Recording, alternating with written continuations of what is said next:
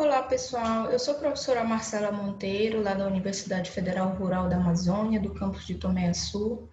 Bem, e dando aí continuidade à nossa disciplina de geologia, hoje eu vou conversar com vocês sobre a estrutura interna da Terra.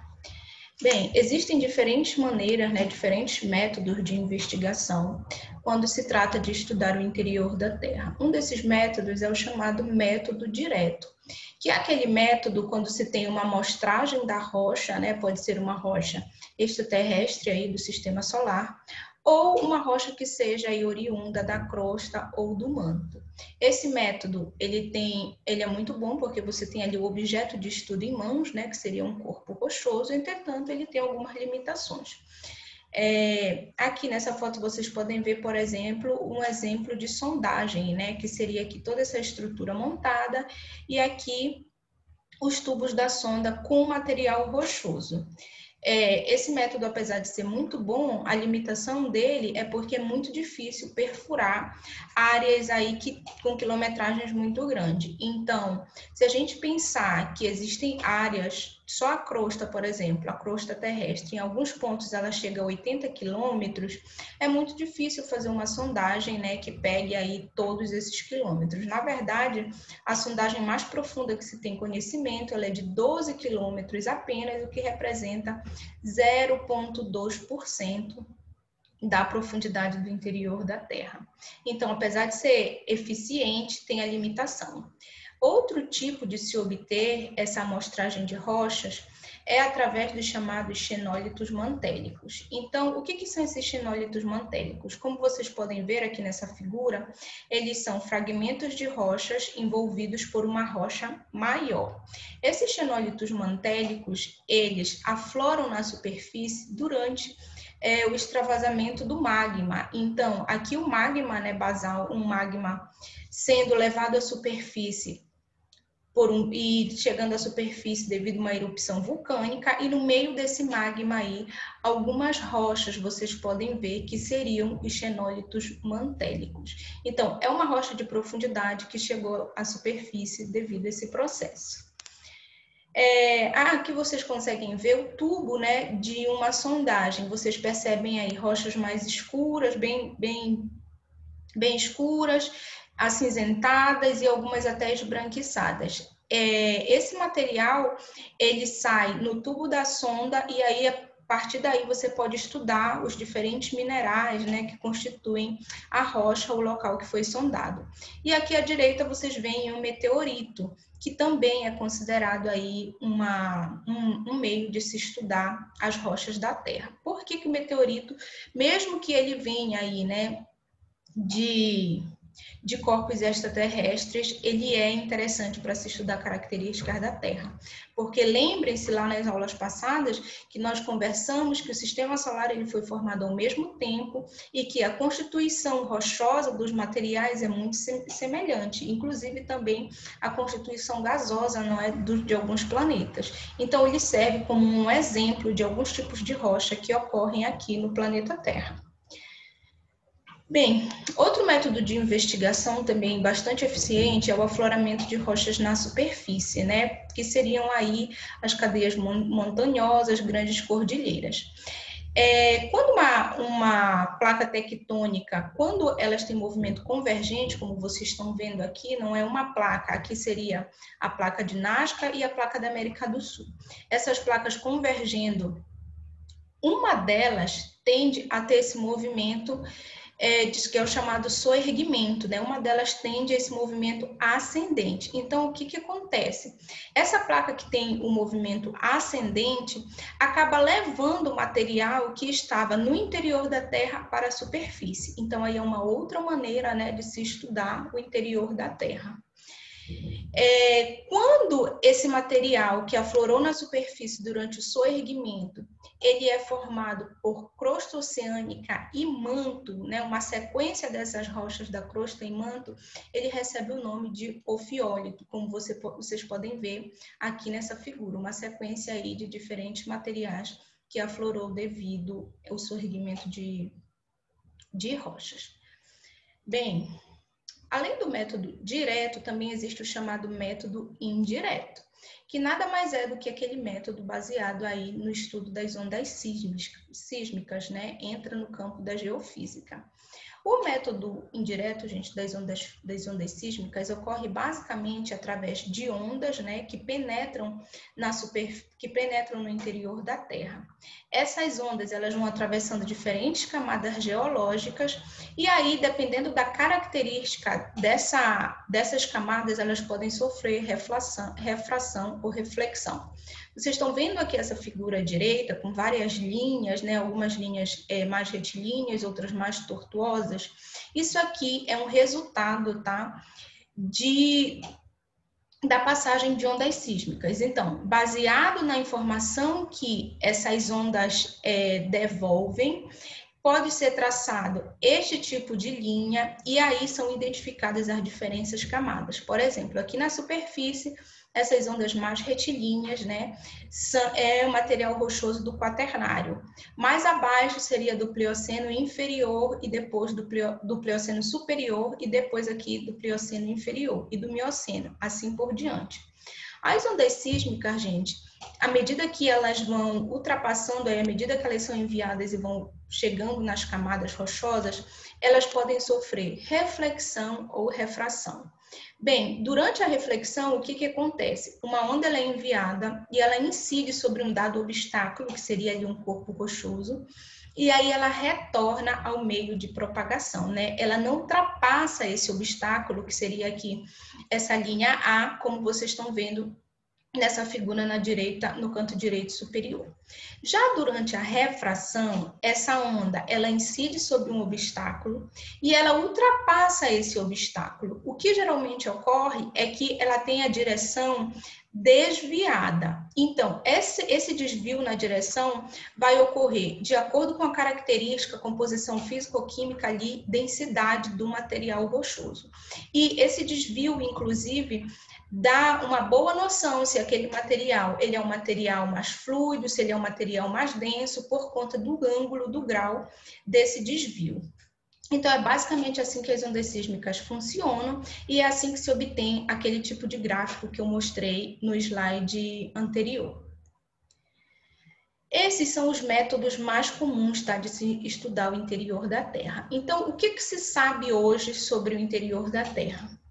Bem, gente, antes de falar do que se sabe hoje, antigamente, só aqui uma informação para vocês, antigamente existiam aí muitas teorias sobre o interior da Terra. No século XIX, por exemplo, tinha uma teoria que dizia que a Terra era composta por uma casca bem fina. E essa ideia ela veio a partir da observação de erupções vulcânicas. Porque durante a erupção de um vulcão, tem aquele material pastoso, né, sendo enviado para a superfície, então daí surgiu a ideia de que a superfície seria uma casca bem fina com um material pastoso e fluido internamente. Já se sabe hoje em dia, baseado no raio e da massa da Terra, que a densidade média, tá, da Terra é de 5,5 gramas por centímetro cúbico, mas também se sabe que existe uma diferença bem significativa entre as rochas da superfície, a densidade das rochas da superfície e das rochas do interior da Terra. As rochas da superfície, elas tendem a ser menos densas, geralmente aí com uma densidade entre 2,5 e 3 gramas por centímetros cúbicos, enquanto que as rochas do interior da Terra já são bem mais densas, né? Ali no interior da Terra a gente tem material metais com alto ponto de fusão, como ferro e níquel, que apresentam uma maior densidade. E na superfície a gente tende a ter um material mais leve, como por exemplo silicato e magnésio, que é de menor densidade. Bem, a Terra, ela possui o chamado equilíbrio isostático, né? Esse isostático vem de isostasia, que nada mais é o estado de equilíbrio gravitacional.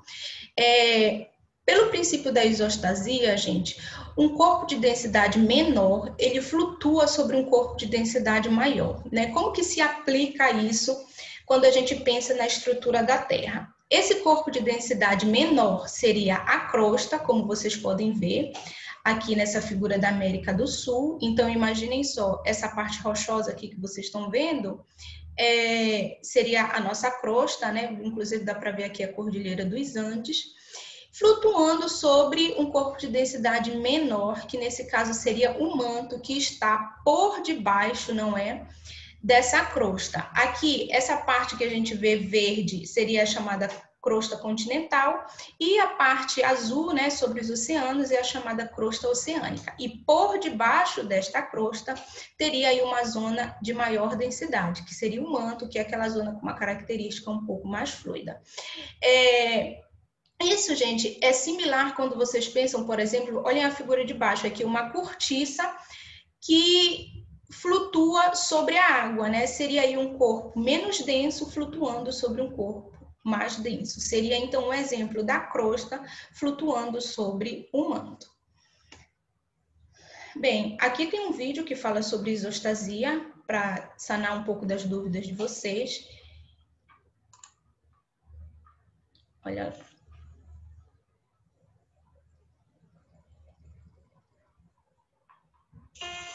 Cubos de hielo y barcos de carga flotando no es una sorpresa, pero una montaña... Veamos cómo sucede. Un objeto flota en otro por la diferencia de sus densidades. En el caso del cubo de hielo flotando, la diferencia en las densidades del hielo y del agua permite que el cubo de hielo flote. El cubo de hielo ejerce una fuerza hacia abajo en el agua y el agua ejerce una fuerza hacia arriba en el cubo de hielo. Lo mismo sucede en barcos de carga. Ellos flotan en el agua porque el aire que el casco circunda hace al barco menos denso que el agua. ¿Qué piensas que le sucede al barco si se le añade más carga?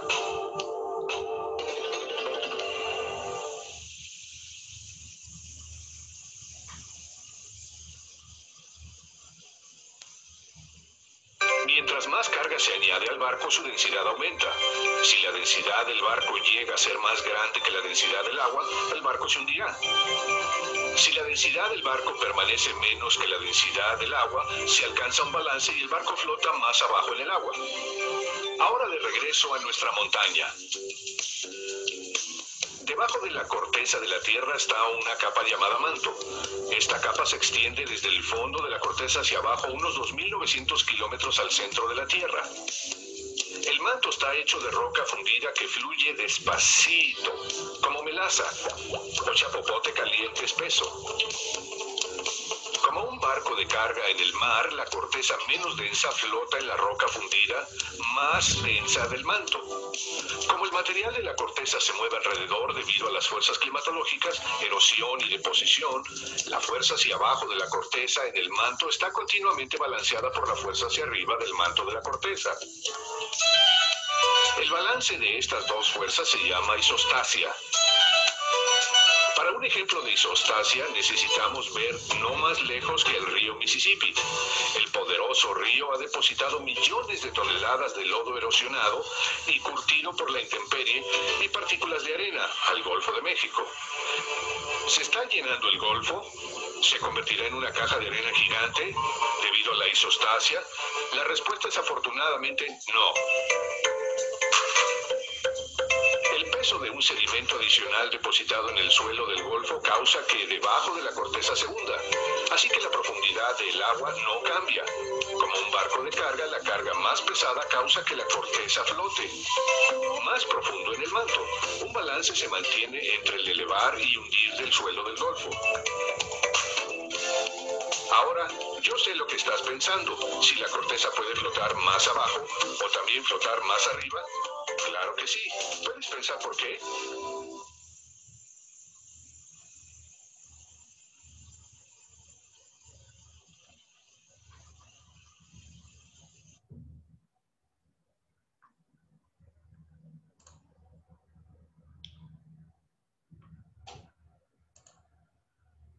Bem, pessoal, além da explicação do vídeo, vou dar para vocês um pouco mais da explicação sobre esse equilíbrio isostático.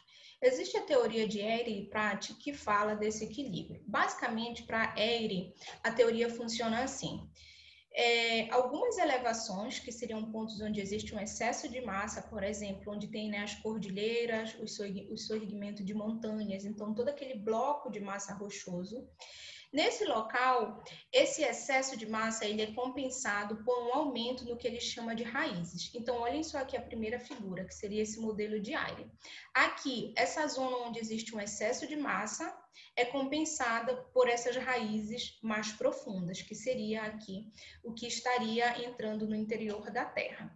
Já em regiões onde existem depressões topográficas, ou seja, menos massa, seriam regiões deficientes de massa, essas áreas elas são compensadas pela diminuição dessas raízes. Então, isso aí geraria um equilíbrio hidrostático, no interior da Terra e também na superfície. Já o modelo de Pratt, ele funciona da seguinte maneira.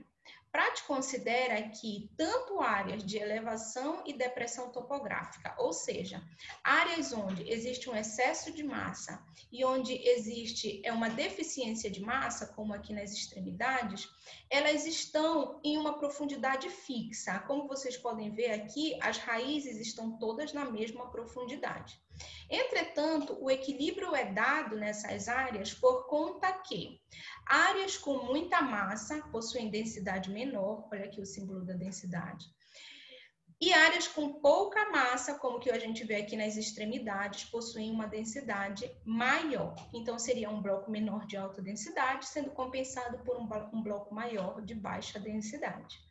Essas teorias, gente, embora elas sejam diferentes, as duas teorias já foram provadas que elas estão corretas e o equilíbrio isostático que se conhece hoje em dia, ele funciona dessas duas maneiras.